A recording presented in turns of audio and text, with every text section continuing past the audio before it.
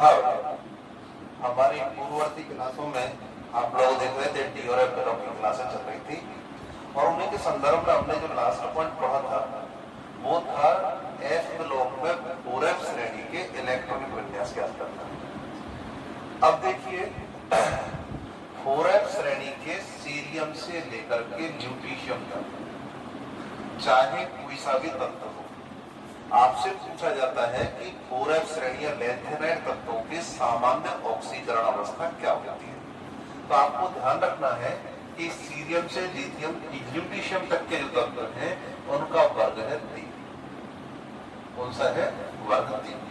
और वर्ग 3 का मतलब है इसमें से 2 इलेक्ट्रॉन तो s कक्षक से और 1 इलेक्ट्रॉन या तो 5d कक्षक से या 4f कक्षक से निकलता है। इसका मतलब ये तत्व जो ऑक्सीकरण अवस्था दर्शाते हैं वो कौन से दर्शाते हैं? +3। फिर से सुन लीजिए, लैंथेनाइड तत्व जो कि सीरियम से ल्यूटीशियम तक है वर्ग 3 के सदस्य हैं, इसलिए इनसे 3 इलेक्ट्रॉन अधिकतम निकल सकते हैं। तो इसलिए इनकी सामान्य ऑक्सीकरण अवस्था कितनी रहेगी? +3। अब उसमें कोई भी तर्क नहीं चलता है कि साहब ये विन्यास है वो विन्यास है, कुछ भी नहीं है, केवल सब तत्व है +3 ऑक्सीकरण अवस्था सभी तत्वों के लिए। तो लैंथेनाइड तत्वों की सामान्य ऑक्सीकरण अवस्था हुई +3। पिछले टर्म में बताया था लैंथेनाइड तत्वों को Ln से व्यक्त करते हैं। लेकिन अब देखिए 4 तत्व ये है, मैंने स्पेशल लिख रखे हैं, सीरियम, यूरेनियम, टर्बियम और ये है टर्बियम। ठीक, अगर आपसे कहा जाए थोबियम, अगर आपसे कहा जाए इनमें से कि इनकी ऑक्सीकरण अवस्था कितनी होगी, तो सभी लैंथेनाइड तत्व है, इसलिए ये फिक्स है कि इनकी ऑक्सीकरण अवस्था +3 ही होगी। क्लियर?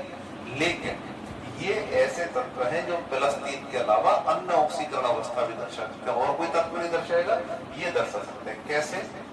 देखिए 2 और 1 3 और 1 4, तो यहां तक 4f तत्व तक के सारे इलेक्ट्रॉन चले गए। इसका मतलब बोलिए इससे पहले का जो तत्व है 57 नंबर ये है, तो इससे पहले आता है हमारे पास लैंथेनम, और लैंथेनम का विन्यास है 5d16h। ठीक है, हम लोग क्या करें, और लैंथेनम से भी पहले तत्व आता है बेरियम। बेरियम का विन्यास होता है 6s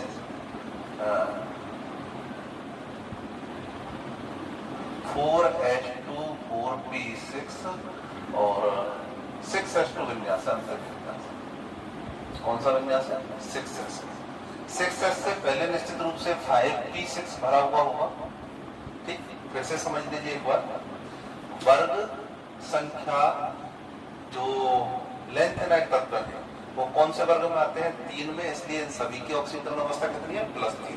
अगर आपसे पूछा जाए सीरियम की कितनी है, यूरोपियम की, थोबियम की या फिर टर्बियम की, तो इनकी ऑक्सीकरण अवस्था कितनी आएगी? +3 ही रहेगी। लेकिन +3 के अलावा ये पूछ ले कि ऐसा कौन सा तत्व है जो +4 ऑक्सीकरण अवस्था भी दर्शा सकता है। +3 तो दर्शाएगा, +4 भी दर्शा सकता है।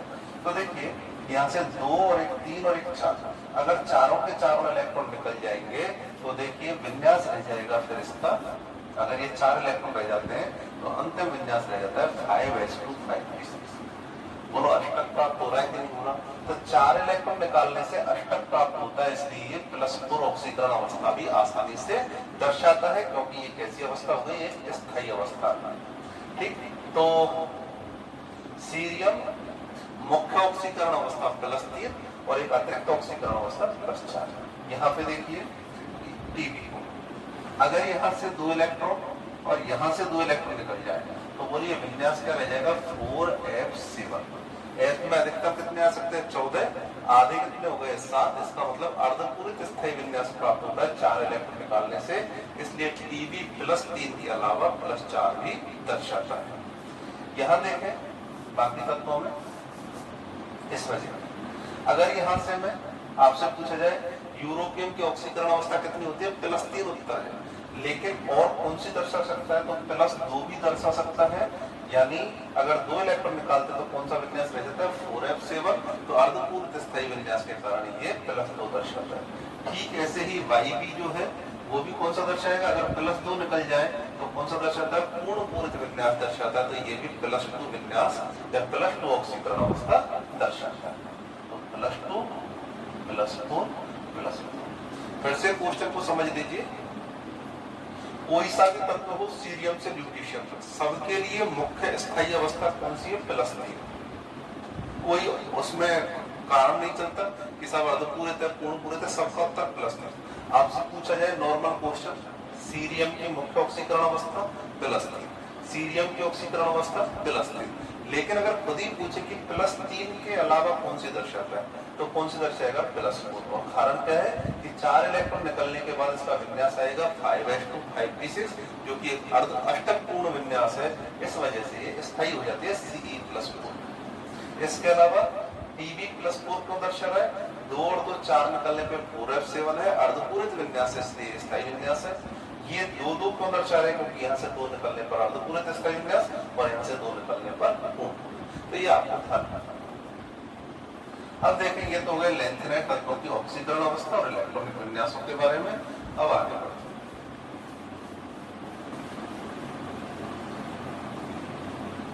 अगला पॉइंट ऐसा है, लेंथेनाइड तत्वों के रासायनिक गुण सामान्यतः नहीं पूछे जाते, लेकिन फिर भी हमारी जानकारी में होना चाहिए। तो देखिए, अगर हम ये तो हमें पता चल गया कि लेंथेनाइड तत्व कोई सा भी ले सकता है, सीरियम है, प्रेज्यूमिथियम है, बहुत सारे सीरियम, प्रेज्यूमिथियम, नियोडीमियम, प्रोमीथियम, समैरियम, ऐसे बहुत सारे तत्व हैं। तो कोई सा भी तत्व सभी को मिलाकर के हम क्या कहते हैं? एल। और इन पर ऑक्सीकरण अवस्था कितनी होती है? +3। अब आपसे कैसे क्वेश्चन पूछता है, क्या होता है जब लेंथेनाइड की क्रिया जल के साथ की जाती है? तो हमने करवाई इसकी क्रिया जल के साथ।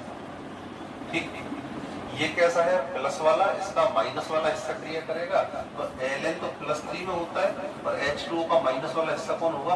OH-। बोले कितने चाहिए? +3 के लिए 3 माइनस के चाहिए, तो 3 अणु इसके चाहिए होते हैं। तो क्रिया में बनेगा LnOH का उत्तर। ठीक, तो आपसे पूछा जाए लेंथेनम, अगर लेंथेनम तत्व जो होते हैं, अगर मान लिया लेंथेनाइड तत्व होते हैं, जल से क्रिया करते हैं, तो लेंथेनम हाइड्रोक्साइड का निर्माण करते हैं। अब देखिए, अगर आपसे कहा जाए इसकी क्रिया ऑक्सीजन से करवाएं, किससे करवाएं? ऑक्सीजन से।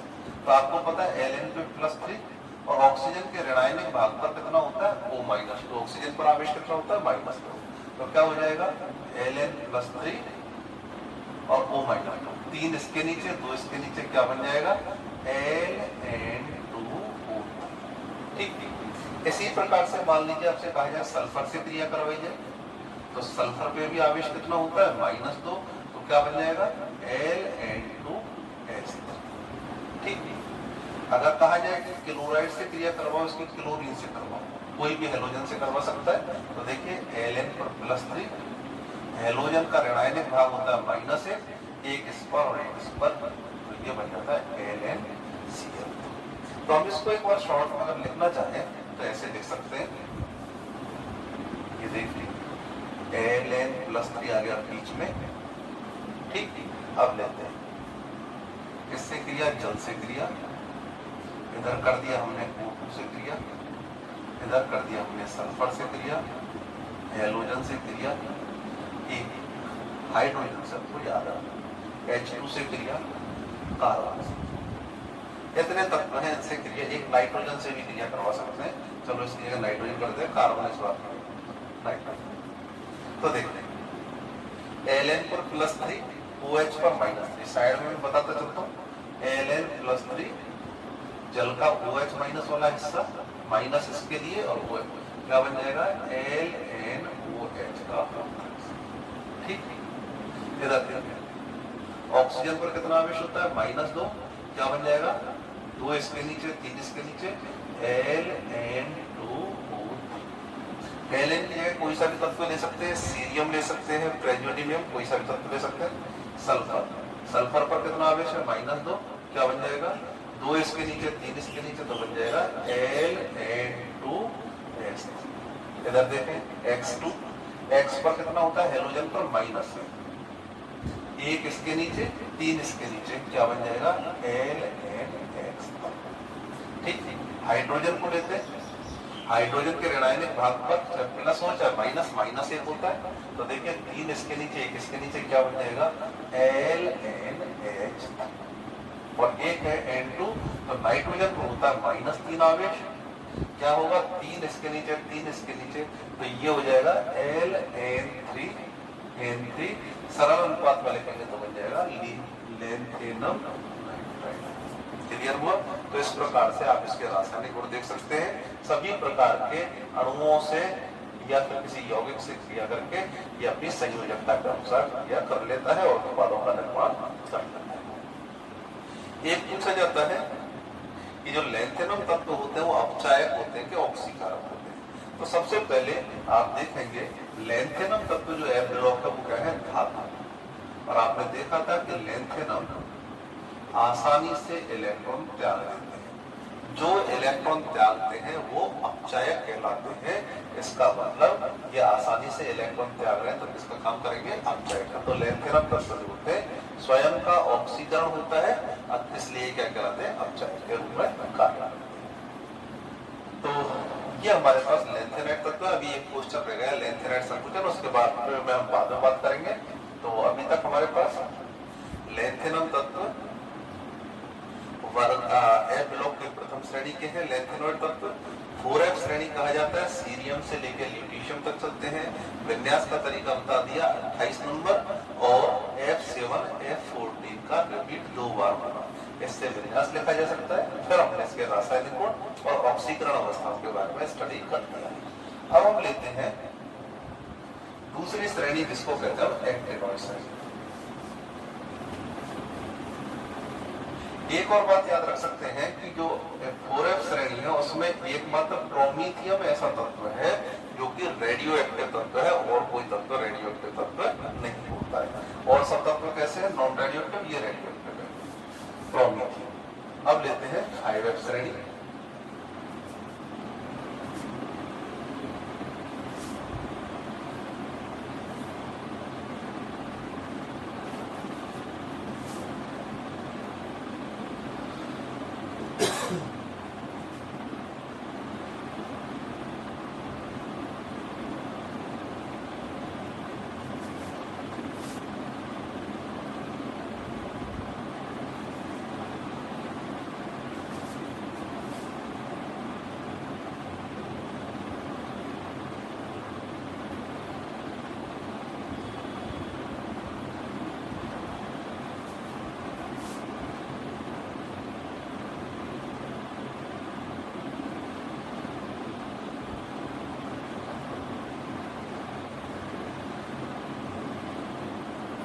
इन्हें याद करने का तरीका पिछले टर्म में बताया जा चुका था कि कैसे इनको याद करते हैं, आप लोग वहां से देख सकते हैं।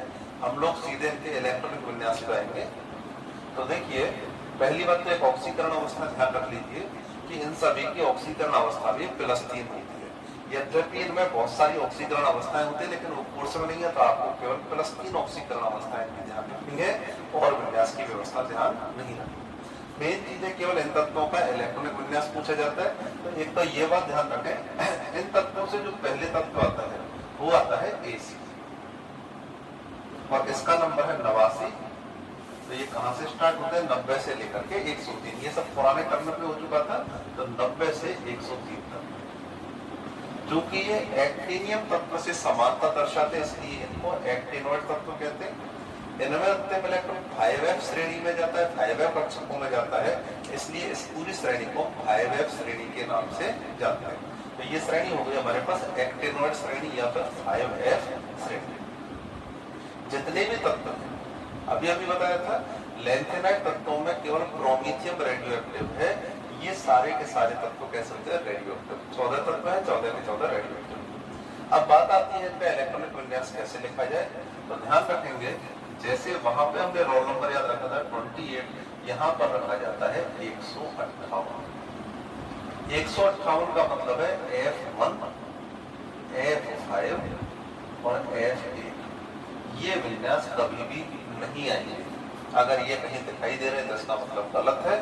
दूसरा नियम वही सेम है, F7 और F14 ये 2 बार रिपीट होते हैं, 2 बार रिपीट। ठीक, इन दोनों चीजों से आप देख सकते हैं 158 नियम में मतलब F1, F5, F8 नहीं आएंगे, इनको हमको चेंज करना पड़ेगा, कुछ ना कुछ बदलाव, केवल यही 2 बार रिपीट होंगे और कोई विन्यास 2 बार रिपीट नहीं होगा। हम देख लेते हैं कैसे कैसे। एक्टिनियम का विन्यास याद होना जरूरी है, तो हमने जैसे लेंथेनम का विन्यास देखा था, कितना था 5D1 6H2, ऐसे ही इसका होता है 6D1 7H2। ठीक, इसके बाद क्या होता है 7S में पहले से इलेक्ट्रॉन भरे थे, ये डी ब्लॉक का पहला तत्व है नीचे के इस श्रेणी का, कौन सी का, छठवीं श्रेणी का, ठीक, छठवीं के 7वीं श्रेणी का। तो कुल मिला के इसमें 7H2 हमने डी ब्लॉक तत्वों की परिभाषा पढ़ी है, वे तत्व जिनमें अंतिम इलेक्ट्रॉन डी कक्षक में जाते हैं, तो एक्टिनियम में पहला इलेक्ट्रॉन 6D1 में चला गया। उसके बाद आपको पता होगा डी ब्लॉक में बताया था 89 के बाद सीधा 104 नंबर आ जाता है, तो इसका मतलब ये हुआ है कि 90 से 103 की जो कक्षाएं हैं उनमें 4F कक्षकों में इलेक्ट्रॉन चला गया। तो जो थोरियम है इसका विन्यास हो जाएगा 6D के बाद किसमें बनना स्टार्ट होता है 5F1 6D1 7H2, इसके बाद PA 5F2 6D2 6D 7H2, इसके बाद U 5F3 6D1 7H2, neptunium 5F4 6D1 7H2, इसके बाद आते हैं प्लूटो, ये हो जाएगा 5F4 5 6D1 7H2, इसके बाद है अम्बेशियम 5F6 6D1 7H2, यूरियम 5F7 6D1 7H2, इसके बाद अर्कीनियम 5F8 6D1 7H2। उसके बाद आगे के विन्यास ले लेंगे। ये नियम आपने देख लिया, मैं इसको मिटा रहा हूँ कि 158 ये विन्यास आने नहीं है, याद रखना F1 F5 F8 और F7 F14 दो बार होता है। पहले 8 तत्वों का देख लेते हैं, फिर और होगा।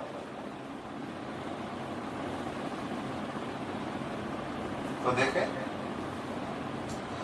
F1 नहीं आना है, F1 नहीं आना है तो क्या होगा, हमारे पास दो तरीके हैं, या तो ये इलेक्ट्रॉन इधर लाया जाएगा या फिर ये इलेक्ट्रॉन इधर जाएगा। अगर इधर आ गया तो देखिए दो बार रिपीट हो जाएगा, इसलिए इलेक्ट्रॉन क्या होता है यहाँ से यहाँ उठ के चला जाता है। तो थोरियम F ब्लॉक का ऐसा तत्व है जिसमें, फिर से सुन ले, थोरियम, हम लोग अगर F ब्लॉक की परिभाषा दे तो क्या कहेंगे, वे तत्व जिनमें अंतिम इलेक्ट्रॉन F कक्षक में जाता है। तो ये ऐसा तत्व है जिसमें F कक्षक में इलेक्ट्रॉन नहीं होने के बावजूद भी ये F ब्लॉक के अंदर आता है। थोरियम को F ब्लॉक तत्व माना है, जबकि इसके F कक्षक में इलेक्ट्रॉन नहीं आता है, क्योंकि ये गुणों में सबसे समानता दर्शाता है, साधारण मान लिया। तो ये इलेक्ट्रॉन उठकर के कहां चला गया, यहाँ 6D और 5F में कितना हो जाएगा, फिर से समझ लें। अभी था ओरिजिनल विन्यास क्या होना चाहिए, 5F1 6D1 7H2, लेकिन क्या होता है एक इलेक्ट्रॉन उठ के इधर चला जाता है क्योंकि F1 विन्यास अलाउ नहीं। उसके बाद देखें ये विन्यास बिल्कुल ठीक है, इसमें कोई दिक्कत नहीं है, ये तो हमने किया है, सुधार किया। इस विन्यास में देखें, इसमें भी बिल्कुल सही है। इस विन्यास को देखें 4 आ सकता है, कोई दिक्कत नहीं, ये विन्यास भी सही है। अब आ गया F5 आ रहा है, F5 नहीं रह सकता है, तो फिर क्या करना पड़ेगा, एक इलेक्ट्रॉन या तो इधर से इधर उठाओ या फिर एक इलेक्ट्रॉन इधर से इधर लाओ। बोलिए अगर एक इलेक्ट्रॉन इधर चला गया तो कितना विन्यास आ जाएगा, F4, और F4 पहले से आ चुका है, तो F4 को दो बार रिपीट नहीं करना है, तो मजबूरन एक इलेक्ट्रॉन यहाँ से यहाँ आएगा और कितना हो जाएगा 5F6 6D। अब F6 आ चुका तो F6 दो बार नहीं आएगा, तो एक इलेक्ट्रॉन उठ के इसमें आ जाएगा, क्या हो जाएगा 5F7 6D। ठीक, F7 दो बार रिपीट हो सकते हैं, तो ये विन्यास के बाद ये विन्यास सही है। अगला पॉइंट क्या कहा है कि 158 बताया था, तो 8 नहीं आ सकता है। एक अगर इधर इलेक्ट्रॉन चला गया तो F7 कितनी बार रिपीट हो जाएगा? 3 बार। 3 बार नहीं करना है, कितनी बार करना है? 2 बार। तो अब क्या करना पड़ेगा? एक इलेक्ट्रॉन इधर लाना पड़ेगा, तो ये कितना हो जाएगा? 5F9 6D0 7sp। फिर से देख लें, देखिए तरीका ये था F1 F2 F3 F4 F5 F6 F7 F8 और फिर आगे F9 F10 ऐसे 11 12 14 तक थे। लेकिन कुछ विन्यासों में गड़बड़ आ गई है। कैसे हुआ है? 158 नहीं लेना था। 158 में यही ध्यान रखना है, दो बार रिपीट नहीं होनी चाहिए कोई भी विन्यास, केवल F7 और F14 के अलावा। F7 भी दो बार से ज्यादा नहीं हो जाए। तो देखा F1 आ रहा था यहाँ पे, सही नहीं बेटा सेट, तो एक इलेक्ट्रॉन उठा के इसमें कर दिया। F2 आ रहा है, ठीक है, F3 सही है, F4 ही कोई ऑब्जेक्शन नहीं है।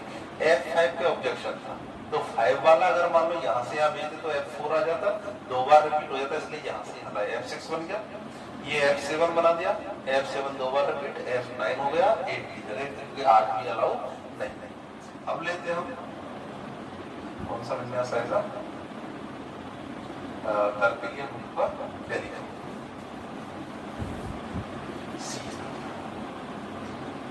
अगर हम इसके हिसाब से देखते हैं, पहले कितना आ रहा था? 5F8 6D0 7sp।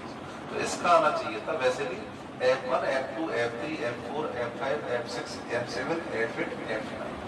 तो 5F9 6D1 7sp। ये तो ओरिजिनल मिल गया सर। यहाँ देखो 9 पहले आ चुका है, इसलिए एक इलेक्ट्रॉन हमको इधर लाना पड़ेगा, तो ये बन जाएगा 5F10 6D0। इसके बाद देखें इसका विन्यास आना चाहिए था 5F10 6D1 7sp। ओरिजिनल विन्यास तो ये था। एक इलेक्ट्रॉन किधर आ जाएगा, क्योंकि 10 दो बार नहीं आ सकता, तो 11। इसके बाद है फर्मी, इसका विन्यास होना चाहिए था 5F11 6D1 7sp। क्या होगा? वही एक इलेक्ट्रॉन केस में आ जाएगा, तो बन जाएगा 5F12 6D0, क्योंकि 11 दो बार रिपीट नहीं हो सकता। इसके बाद है मेंडेलिवियम, इसका विन्यास होना चाहिए था 12 6D1 7sp। क्या हो जाएगा? एक इलेक्ट्रॉन किधर आ जाएगा? 12 दो बार रिपीट नहीं होगा, तो F13 6D। इसके बाद देखें नो वॉल्यूम, तो नो वॉल्यूम में विन्यास होना चाहिए था 5F13 6D1 7sp। लेकिन क्या होगा? 13 दो बार रिपीट नहीं होगा, तो एक इलेक्ट्रॉन के इधर आ जाएगा, ये बन जाएगा 5F14 6D0 7sp। अब रह गया Lr, इसको Lw भी लिख सकते हैं, Lr भी लॉरेंशियम नाम है इसका। तो देखिए इसका विन्यास ओरिजिनल क्या होना चाहिए था? 6D1 7sp। तो आप देख सकते हैं ये विन्यास 14 दो बार रिपीट हो सकता है, इसलिए ये विन्यास बिल्कुल ठीक है। अब आप एक बार ध्यान से सुन लें, जो हमारे F ब्लॉक में एक्टिनॉइड तत्व है, एक्टिनियम श्रेणी के जो तत्व है, वो तत्व 14 है संख्या में, इलेक्ट्रॉनिक विन्यास 158 के हिसाब से लिखे जाते हैं। F7 F14 दो बार से ज्यादा रिपीट नहीं होती। ठीक, आप अगर धैर्य से इनको लिखेंगे, हो सकता है बोर्ड पर ऑनलाइन क्लासेस के समय एकदम से लिखना समझना थोड़ा मुश्किल होता है, लेकिन फिर भी मैं आपको तरीका बता रहा हूँ। आपको केवल एक्टिनियम का विन्यास पता होना चाहिए, वो है 6D1 7sp। पहले आप गलत सही जो विन्यास है वो लिख लेंगे। कैसे? 6D1 7sp तो रहेगा जो भी विन्यास लिखिए वाला, इसके आगे जगह छोड़ के क्या आएगा? 5F1 5F2 5F3 5F4 ऐसे 5F14 तक लिख लें। ठीक, इसके बाद फिर देखें अपने नियम को लगा के कि हमको 158 नियम लगाना है। तो F1 F5 और F8 ये विन्यास नहीं आते। शुरू से चेक करें कि इनमें बदलाव के बाद कहीं दो बार चीजें रिपीट तो नहीं हो रही, तो आप देखेंगे आप आसानी से परिवर्तन कर सकते हैं, और ये वीडियो का सहारा लेते रहे, आपको सारी चीजें समझ में आ जाएंगी। अब हमारे पास देखिए इलेक्ट्रॉनिक विन्यास हमने पढ़ लिया, ऑक्सीकरण अवस्था देखी दी +3 सारे तत्व बताई दिए कि इनके कैसे होते हैं रेडियो एक्टिव। अब हमारे पास केवल एक क्वेश्चन रह जाता है इस टॉपिक का पूरे का, वो है लैंथेनॉइड संकुचन, जहां से क्वेश्चन आता है।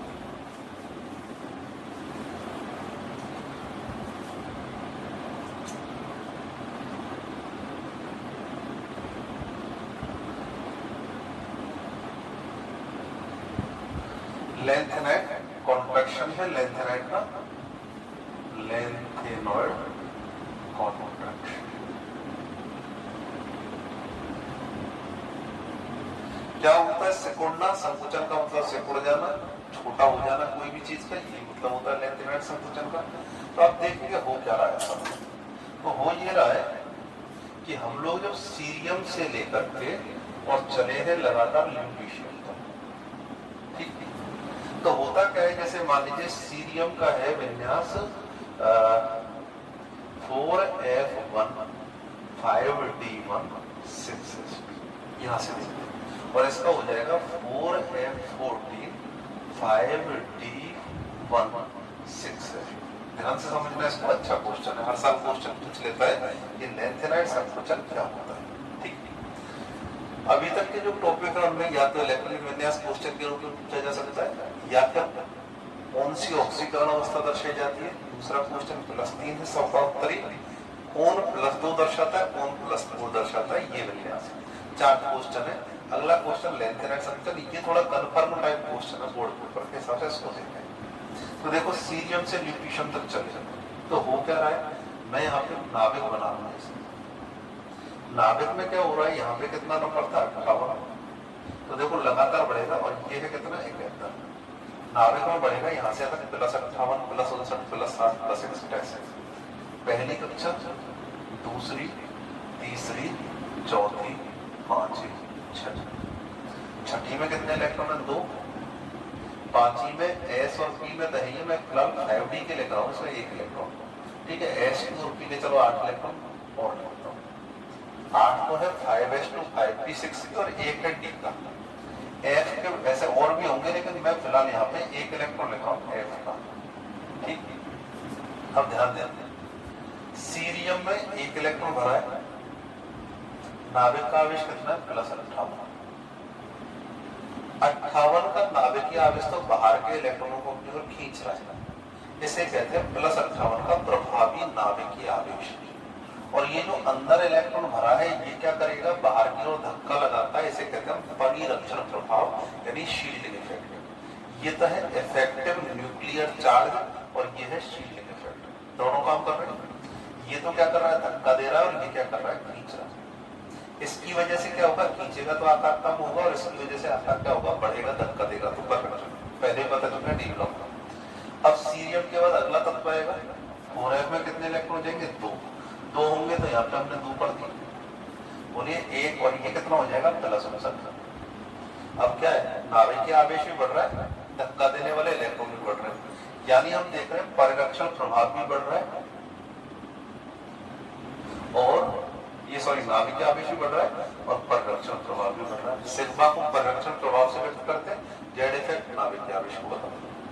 3 होंगे तो और भी ज्यादा धक्का, तो आप देखें यहाँ से यहाँ तक 4F से और यहाँ तक जाते जाते क्या हो रहा है, 14 इलेक्ट्रॉन हो गए, और लगातार बोलिए इलेक्ट्रॉनों की संख्या बढ़ती जा रही है।